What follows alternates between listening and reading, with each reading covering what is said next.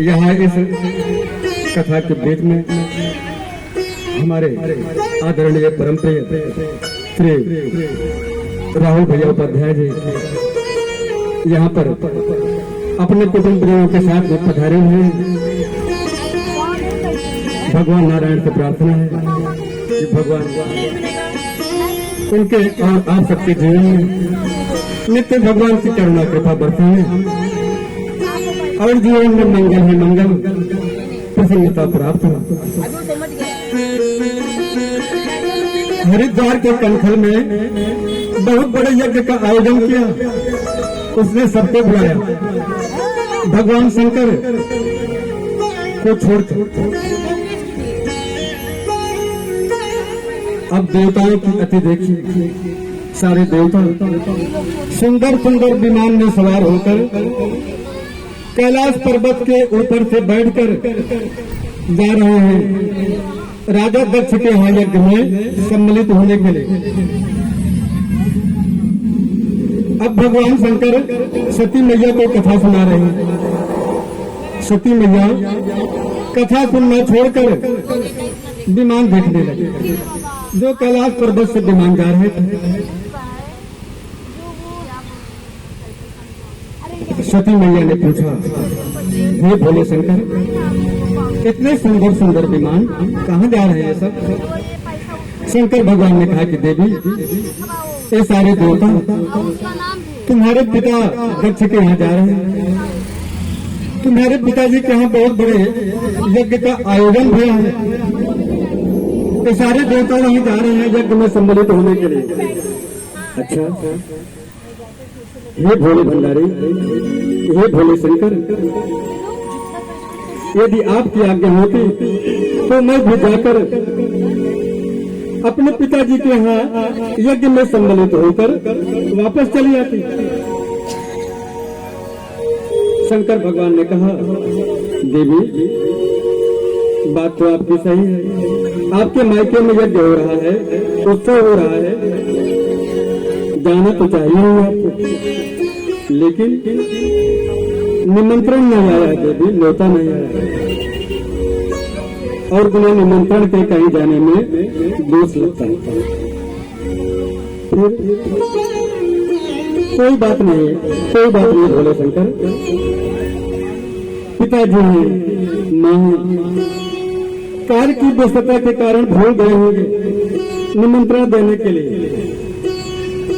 कोई बात नहीं प्रभु, और वैसे भी आप जान रहे हैं कि 4 जगह बिना निमंत्रण के भी जाया जाता है। कहाँ पर?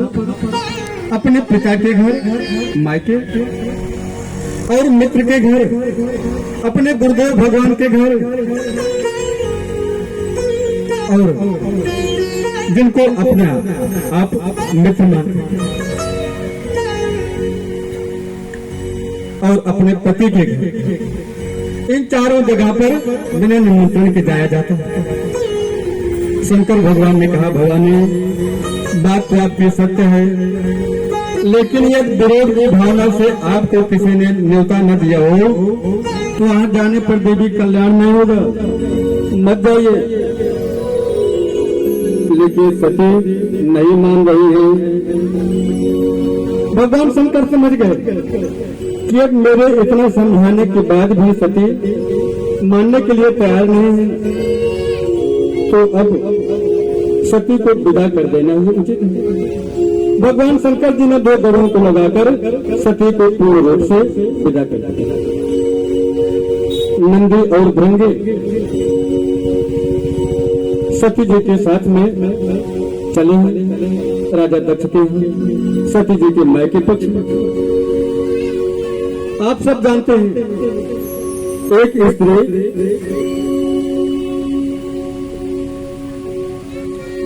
जब वो अपने मायके जाती है तो उसकी उम्र चाहे जो एक 80 साल की माँ जब वो अपने पिता के घर जाती है मायके, तो उनके मन में जितनी प्रसन्नता होती है, जितना उत्साह होता है कि जिसका कोई वर्णन नहीं है, क्योंकि वो माँ के घर जा रही है ना।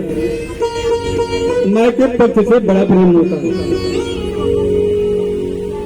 और दूसरी बात, जब कोई व्यक्ति परदेश से अपने घर को जा रहा होता है, अपने निवास को, जन्मभूमि में, तो उस समय जाने पर बड़ी प्रसन्नता होती है कि मैं अपने घर जा रही हूँ। सती मैया चले अपने पिता के घर, लेकिन यहाँ पर दक्ष ने सबको बोल दिया है कि देखो, सती को हमने बुलाया नहीं है, न्योता नहीं दिया हूँ। यदि सती अपने मन से भी आएगी तो उसका कोई सम्मान मत करना, कोई बात मत करना। सती जब पहुंची अपने पिता के घर, पिता भवन जब गई भवानी, दक्ष त्रास काहु न सन्मानी, दक्ष त्रास काहु न सन्मानी। जब सती अपने मन से भी पिता के घर पहुंची तो दक्ष के त्रास से कोई सती से बात नहीं कर रहा है, कोई प्रेम से हालचाल नहीं पूछ रहा है।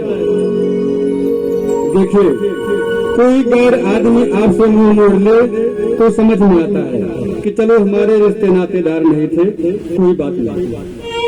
लेकिन जब कोई आपका अपना हो, जिसको आप प्राणों के समान प्रेम करते हैं, आपका रिश्तेदार हो, यदि कोई आपसे मिले और आपसे मुंह मोड़ ले तो फिर कुछ बचता ही नहीं है। आज सती को उसके मायके में जो भी लोग देख रहे हैं अपना मुंह मोड़ ले, लेकिन एक माँ ऐसी होती है, चाहे सब पूरा जगत आपका त्याग कर दे, लेकिन एक माँ कभी भी अपने संतान का त्याग नहीं करती। सती की माँ ने देखा कि मेरी लाली बिटिया आई है सती, माँ दौड़ करके आई और सती को गले से लगा ली। आओ बिटिया, लाली बिटिया मेरी सती, कैसी हो, ठीक हो ना बिटिया? हाँ माँ, देख रही हो तुम्हारे पिता की मती मारी गई। भला कोई अपनी पुत्री से बैर करता है, भला कोई अपनी बिटिया से बैर भाव करता है देवी सती? सती की माँ सती को समझाती, माँ गले से लगाई है, माँ और पुत्र एक दूसरे से गले में है। यहाँ पर सती की बहनें आई मुस्कुराती हुई, भगिनी मिली बहुत मुस्काता। कोई आपको प्रेम से मिले अच्छी बात, लेकिन कोई बहुत मुस्कुराते हुए मिले तो समझिए कोई कारण है। सती की बहनें आई, सती पर व्यंग कर रही हैं। देख रहे हो, ये सती है, हमको सबको तो बार बार बुलाए, न्योता दिए, निमंत्रण दिए, तब हम सब किसी तरह से समय निकाल कर यहाँ पर आए हैं उनके यहाँ उत्सव में। और एक सती है, इसको बुलाया नहीं गया, न्योता नहीं दिया गया है, फिर भी बिना निमंत्रण के आई है। इसको तो कोई मान सम्मान की परवाह ही नहीं है। सती की बहनें सती पर व्यंग करती है। सती समझ गई। सती ने माँ से कहा कि माँ, यदि आपकी आज्ञा हो तो मैं यज्ञ मंडप की परिक्रमा करके आ रही हूँ। सती आई यज्ञ मंडप में, यज्ञ मंडप की परिक्रमा की तो सती मैया देख रही कि यज्ञ में सारे देवताओं का आवाहन है, सारे ऋषि मुनि हैं, सारे ब्राह्मण हैं, लेकिन यहाँ पर देवाधिदेव महादेव, इनका कोई न तो आवाहन है और न इनकी कोई वेदी रचना हुई है। और आप सब जान भी रहे हैं कि जिस यज्ञ में भगवान शिव का आवाहन नहीं, भगवान शंकर का वास नहीं, वो यज्ञ कभी पूर्णता को प्राप्त नहीं करता। इसलिए कथा के दूसरे दिन ही भगवान शंकर जी की कथा है, जो आज आप सबके सामने भगवान शिव पार्वती के विवाह की कथा को आप सबको सुनाया जा रहा है, परोसा जा रहा है।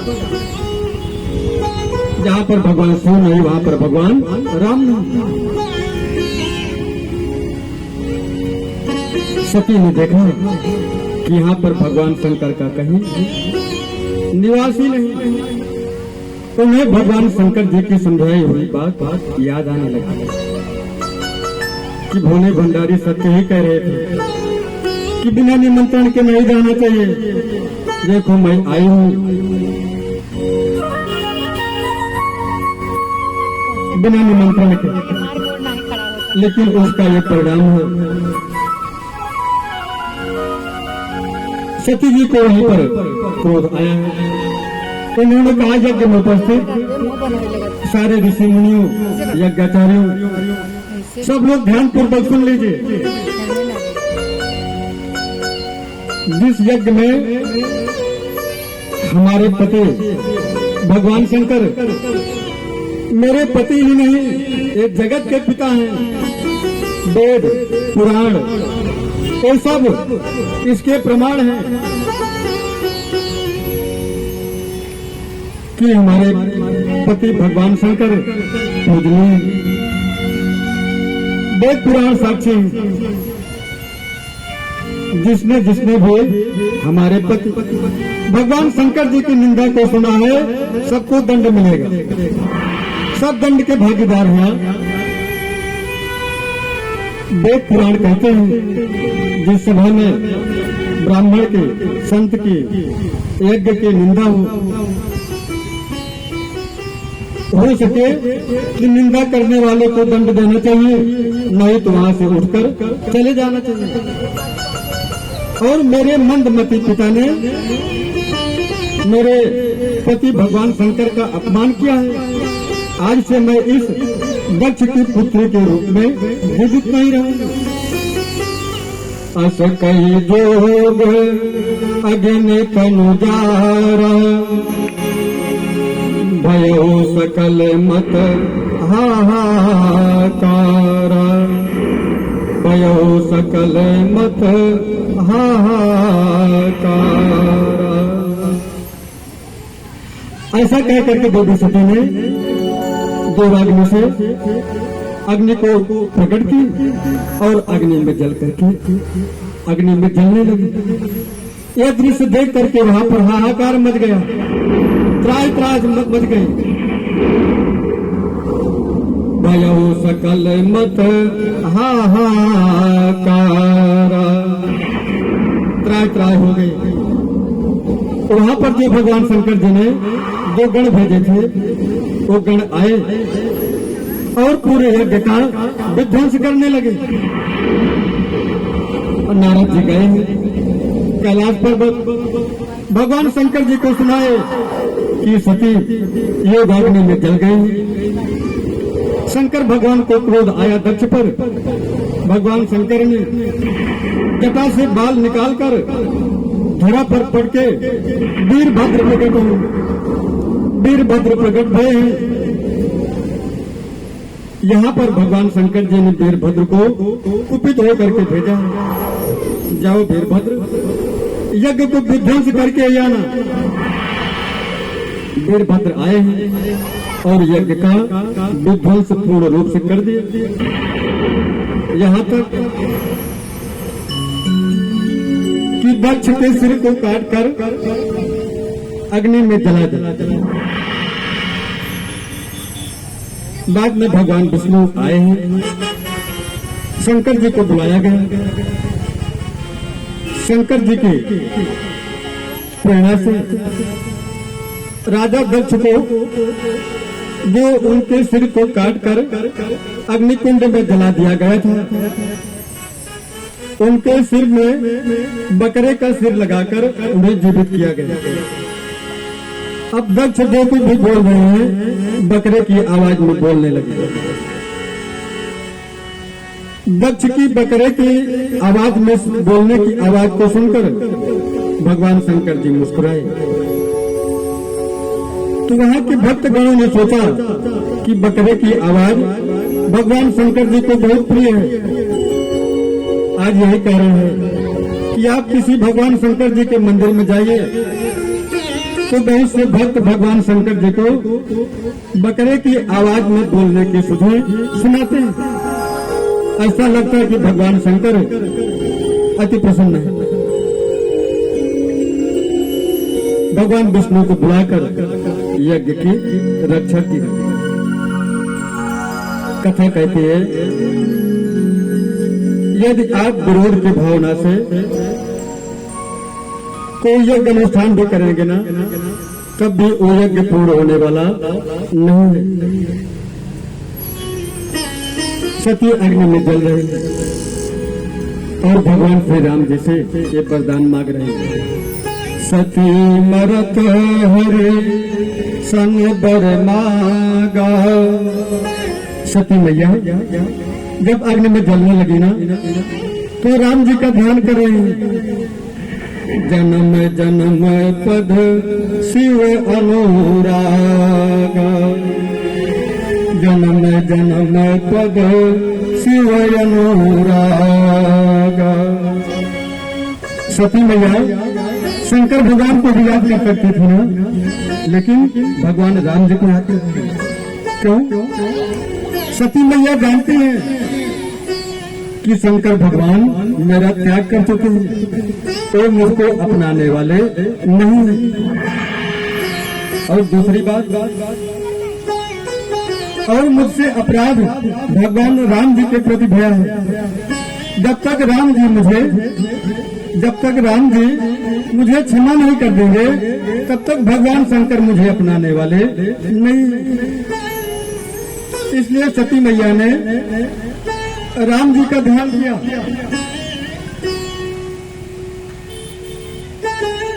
राम जी प्रकट भय, कहिए क्या चाहिए देवी? सती मैया कहती हैं, हे प्रभु, आपसे आज मैं कुछ मांगना चाहती हूँ। क्या चाहिए देवी, बताइए। प्रभु, मैं चाहती हूँ कि मुझसे जो इस जन्म में आपके प्रति अपराध भया है, मैंने आपका परीक्षण किया प्रभु, मुझे अपने पति के वचनों पर विश्वास न भया, जिसके कारण प्रभु मुझे आप पर संदेह भया। मैंने आपका परीक्षण किया प्रभु, मैं चाहती हूँ कि मुझे अगले जन्म में आप भगवान शंकर जी की अर्धांगिनी बना देना, जिसके कारण इस जन्म में किए हुए पाप को मैं अगले जन्म में धोकर समाप्त कर सकूं। भगवान राम जी ने कहा, ठीक है देवी सती, आप अगले जन्म में भगवान शंकर जी की अर्धांगिनी बनेंगे, लेकिन हाँ, इस जन्म में तो आप दक्ष की पुत्री के रूप में रही हैं। और देवी सती, दक्ष के सिर को काटकर अग्नि में जला दिया गया, उन्हें बकरे का सिर लगाकर जीवित किया गया है। कहिए, अगले जन्म में भी आपको दक्ष की पुत्री बनाऊं या और कुछ? पार्वती मैया ने कहा, नहीं प्रभु, मुझे दक्ष की पुत्री मत बनाना। मैं दक्ष की पुत्री हूँ, तभी तो मैं जल रही हूँ, मर रही हूँ। अगले जन्म में मुझे चाहे जड़ की बेटी बना देना, पत्थर की बेटी बना देना प्रभु, लेकिन दक्ष की पुत्री मत बनाना। यही कारण है, तेरे कारण ही मैं गृह जाई, तेरे कारण ही मैं गृह जाई, तेरे कारण ही मैं गृह जाई, तेरे कारण ही गृह जाई,